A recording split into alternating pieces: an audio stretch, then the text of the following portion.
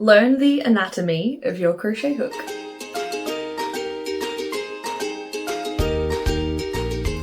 Hi there, I'm Cilla from Cilla Crochets, and I'm here to cheer you on throughout your crochet journey, no matter what stage you're at. In this video, I am going to walk you through the different parts of your crochet hook and what they mean. This is quite a quick wee video to give you a bit of an overview of your crochet hook if you've never learnt about it before, but also it's great for beginners who are getting to know holding their hook, using their yarn, just so you can understand what different parts of the hook mean to you when you're crocheting. As always, there are chapter links in the description below, so you can skip to the section of the video you're after, so go check those out if you don't want to watch the whole thing. That's all good by me. But for now, let's jump in. Okay, so I've got 4 different hook types here. They're all normal crochet hooks, they're just different types. We have a wooden one here, a 4.5mm one. We have a standard aluminium one. This is like what I first started learning with, a 4.5mm. These are very cheap and cheerful. I have my favorite, Clover Amore. It's an ergonomic hook. That just means we've got a handle that's quite squishy and better for your hand, but it is aluminium material. The actual hook is made out of aluminium. So that is a 4mm. And then we have another 4mm, I believe. Let's have a look. Yep, 4mm. It says it on the hook there. This is just a polymer clay hook that I got out of a magazine. So the handle is made out of polymer clay, and the top of the hook is made out of aluminium as well. So I'm going to start off by showing you the different parts of the crochet hook using my Clover Amore crochet hook. The reason for this is because it is the one that has the most obvious different shapes, mainly down this end. All the top bits are the same, but you'll notice at the bottom they're all slightly different. So I just think this one's the most obvious one to show you. So this section from here down is simply the handle. That is pretty straightforward. I'll show you why that is important to differentiate between this bit in a second. But this section up here, the bit that's clearly a section to hold on to, see how it's flat there?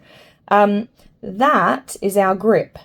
So when we hold the crochet hook, however you hold it, you might hold it like a knife, you might hold it like a pencil, you'll notice that this bit here that I just pointed out that's the grip is where we put our fingers, where we grip onto the hook. Whereas the handle up here simply rests on or under our hand, simply just resting on our hand however we're holding the crochet hook. Now, getting to the important parts of the hook, we have this section here. This part here, up to where it starts changing size, is the shank of the hook. And that is actually the section that determines the size of your crochet hook.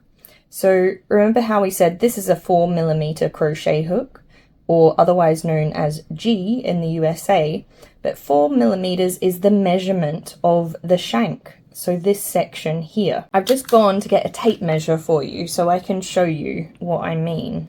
So I'm going to hold this up as best I can, but you can see there that that is 4mm.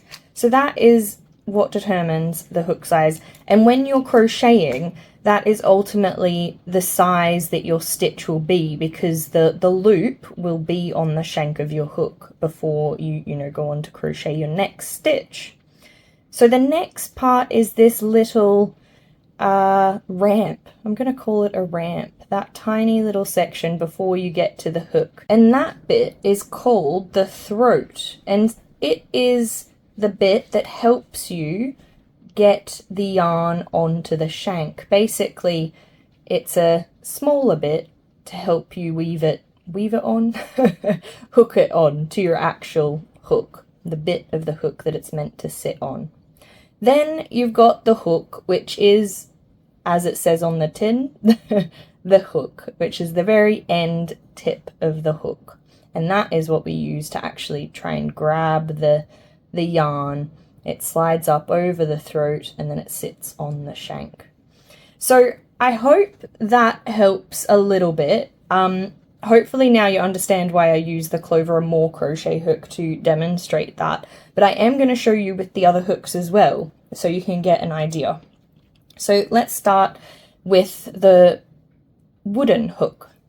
So here we've got a noticeable groove here, that is the grip. So below the grip is the handle. Above the grip, this bit here is the shank of the hook. And that again is what determines the size. So we've got a 4.5mm wooden hook. Let's get this tape measure out again.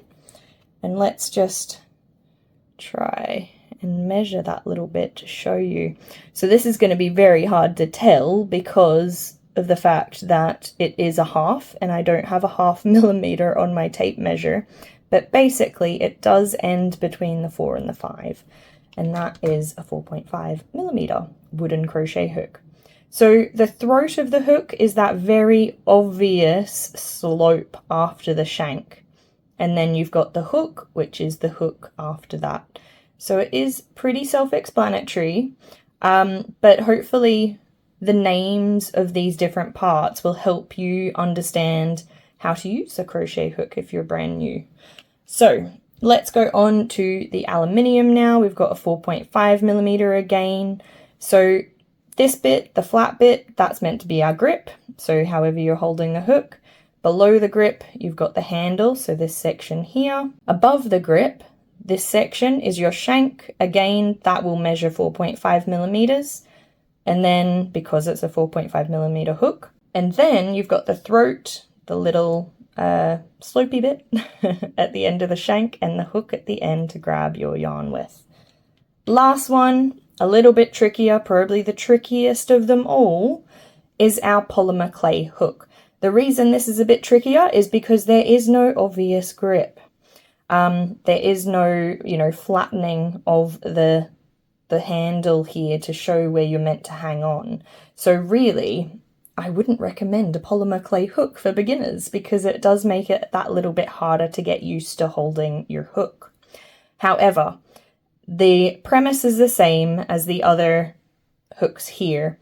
You've got the grip, which is wherever you decide to hold the hook. Below the grip is the handle. In this case, really, we've just got a handle because there is no grip here.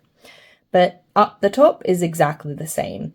This part is the shank, that is the size of the crochet hook. So we saw before, etched onto the crochet hook is 4mm. Hopefully you can see that there. So that means this section here is 4mm wide. And then you've got the throat of the hook and the hook of the hook. There you go. So it is as straightforward as that. Different types of crochet hooks, they all do the same thing. They are very much so just personal preference for what you like the best. Clover & More is my favorite. You'll always hear me talking about it. But I started with the very simple and cheap aluminium hooks. They all do the same thing.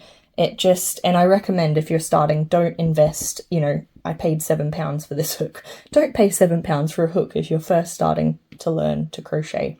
Just use something a bit cheaper to make sure you love the craft first. So there you have it, a super quick overview of the anatomy of a crochet hook. I hope it helps you learn a little bit more about crochet and why crochet hooks are made the way that they are. If you have enjoyed this video, please do give it a thumbs up, do all those YouTubey things, subscribe, turn the bell on, and if you want to drop a comment below and let me know what you've learnt that maybe you didn't know before, I would really love to hear from you.